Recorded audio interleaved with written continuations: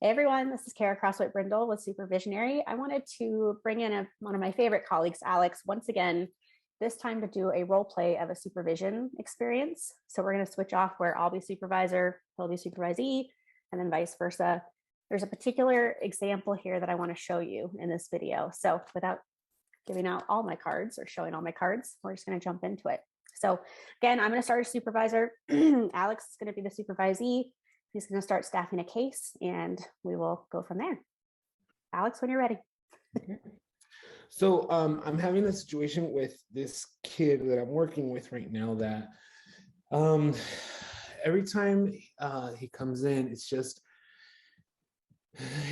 I have to like be on my toes and I have to be on my feet, and it's just and he switches from Spanish and then he switches from Spanish to English, and it's just I don't know, it's just I feel like I'm all over the place whenever he comes in, and it's just he's always coming in. If it's not family, it's the girlfriend. If it's not girlfriend, it's his case that he has right now with the courts, and it's just it's very I'm always on edge. I'm listening, but I feel like I'm not fully present. I'm feeling like there's just I'm listening, but I'm listening to track them because there's something constantly distracting me, and it's starting to get on my nerves. Sure. Alex, I'm going to gently pause you there because I actually want to check in with you right here in the room, our supervision session, because I'm noticing a lot of body movement as we're talking. Can you tell me what that's about? Yeah, it's just that I'm a clinician that I can bounce back and forth in Spanish and English, but I'm not up to par. I feel like I'm not up to par with a lot of the slang that the teenagers are using right now. And I feel it's my incompetence, I think, that's coming up. I feel like I'm stupid, I'm dumb when it comes to working with this 14-year-old because I don't know the words, the lingo of the Spanish for 14-year-olds and English for 14-year-olds, because here I am, 42, right? And even though I know the language, and it's just, it's like, it puts me in a place of, I don't want to look stupid, and I don't want the client to feel ignored or minimized. Does that make sense? Sure. I can tell you really care about the client and you want to show up well for them. I'm going to slow you down a little bit to check in on the body stuff, right? I'm hearing head stuff, which is I feel this way, I feel incompetent, I feel stupid. Talk to me about what's showing up in the body, because I think this is really important when we are with our clients to recognize if this shows up in the room, that stuff that you're carrying right now. Can you tell me what that feels like? Yeah, I think it's discomfort. Yeah. Discomfort. Because then there's that cultural piece too. And I don't subscribe to a lot of the cultural piece. And that discomfort, I think, is showing up somatically in my body. It's very showing up. Do you think that happens in the session with this client? I mean, I'm feeling it here in the room as your supervisor. I'm curious if you think it's showing up with him. I think, very interesting you're saying that. I think the client also doesn't subscribe to it. And so I pick up on their energy. I can hold it. I noticed that it's almost like I freeze in my body to really pay attention cognitively of what's being transmitted in Spanish or English. And I'm holding space for their anxiety. Does that make sense? It's like they're anxious. I feel like it's very interesting because you're stating what I see in them, and I'm able to hold space for them in that midst of that anxiety. But after they're gone, I feel it like I downloaded.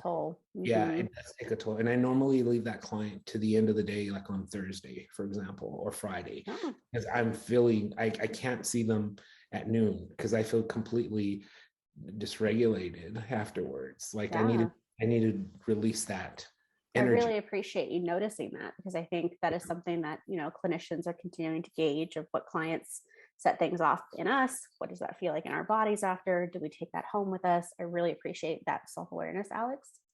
I want to challenge you a little further to say, as you're talking about this client and it's showing up in your body, I'm hearing that mostly it probably doesn't show up with the client. Let's just for a moment pretend that it does. How do you think that would impact the client to feel what I'm feeling from you as you're like, and sighs and you're moving? Like, what would that be like for him, do you think? Very uncomfortable, Mm-hmm. very a little, one or two things. I think it would be validating to a certain extent, Mm-hmm. but I also think it may be uncomfortable. Done. Is there something that now that we're talking about it and bringing it here into the supervision room, is there something you would want to shift to make that less uncomfortable for both of you? Shift if you could, of course. Mhm. I think speak on it. I think what you're doing, speak on it. Like I feel it, I acknowledge that it's in the room. Absolutely. Like And that is something that supervision is all about, right? Is I really appreciate you going there with me just to take that quick time out to say, okay, I'm feeling this as your supervisor. Is it possible a client could feel that? I think that's really critical to talk about in supervision. So I appreciate you just taking that pause with me. So I'm going to time our role play there, time out. So hopefully for our viewers, the whole point of this is to talk about what it's like to bring it in the room. What is it like to notice our supervisees having dysregulation? They're human too. Surprise, we all are. Yeah. So I just wanted to have an opportunity to say this is how it could look to broach that in a supervision session. I'm not Alex's therapist. Any feedback, Alex, on that? Did it feel like therapy? Perfectly. Okay. No, and I actually I brought the somatic because I'm very mindful of somatic within my supervisees. Like, okay, I'm noticing a charged reaction, and you picked up on it, and that was the whole purpose. Like as you're speaking on it, I'm seeing the charged reaction that's coming up for you. Let's there's space for that. Feeling it in the shoulders. Yeah, exactly. And so that's the whole purpose of me doing that role play, because it shows up, even though it's not spoken, it's showing up in the body. Definitely. And so I think that is part of our role as leaders and supervisors, is to challenge that, bring that up, let supervisees notice that, because they're still working on their skills when it comes to clinical work. So now I want us to role reverse if you're up for it. And I want you to be the supervisor broaching this in your own way, because I know we have different styles as supervisors. I'm going to present as that anxious supervisee, and let's see what happens. So I have a client who is super type A, and there's a lot of urgency. They want to work on anger. Every time they bring it up, I just feel like I just have to fix it, to the point where I'm really stressed out and I feel like I'm taking it home to my spouse. It doesn't feel good. And I don't feel like I'm being an effective therapist. And that's, I guess, what I want to talk to you about today. Okay, so talk to me a little bit about what is it specifically that comes up that causes that reaction within you? Yeah, I mean, I think it hits home. It feels very similar. I mean, I don't think it's anger for me, but just that urgency that I have to do it right. I have to do it well. Imposter syndrome. Like, here I am, a green clinician trying to do right by this person. And there's just like a lot of demands they're putting on me to just be like, I need you to fix it. I need this to be a solution by the time our 50 minutes is up. Mm-hmm. And I am feeling that pressure.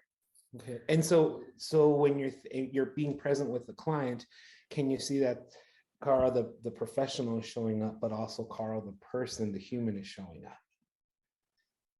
Yeah, I mean, I guess I hadn't really thought about that before. You know, I always wanted to be professional. That's my whole thing, is I want to show up a certain way. But maybe, I mean, are you saying it's okay for my personal side to show up? We're human. We have to be mindful that we have the professional side, and then we also have the human side.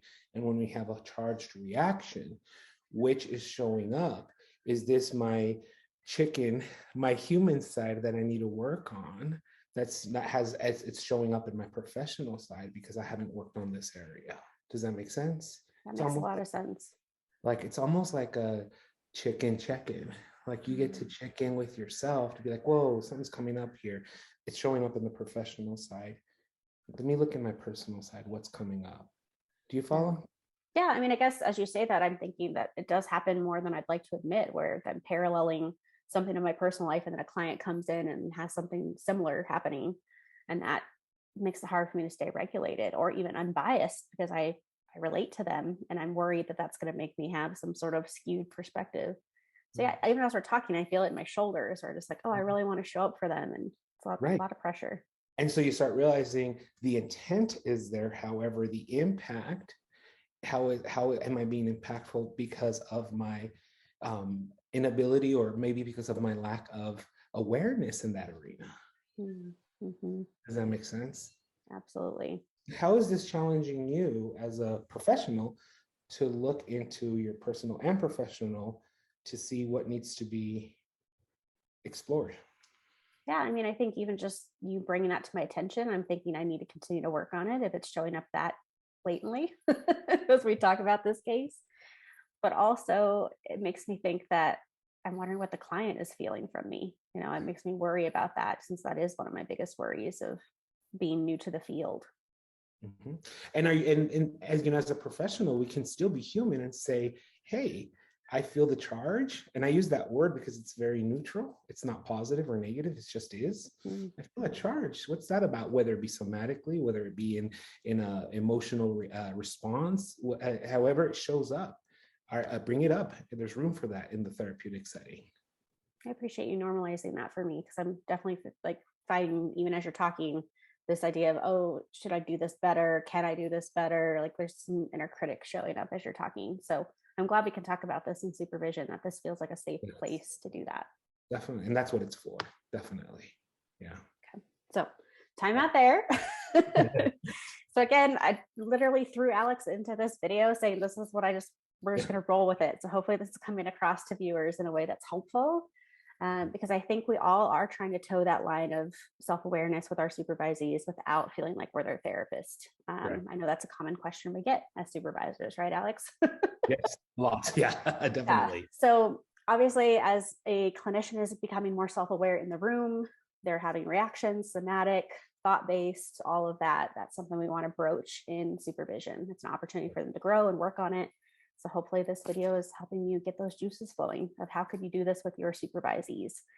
If they come in and they're feeling really dysregulated or frustrated with a client, how do we talk about that without jumping into our therapist hat, which is really easy to do. So Exactly. Alex, thank you for doing this quick video with me at this role play. I really appreciate it. And I'm sure we'll hear from the community of what they think. Yes, thank you. Absolutely. Viewers, stay tuned for more videos. We'll see you next time.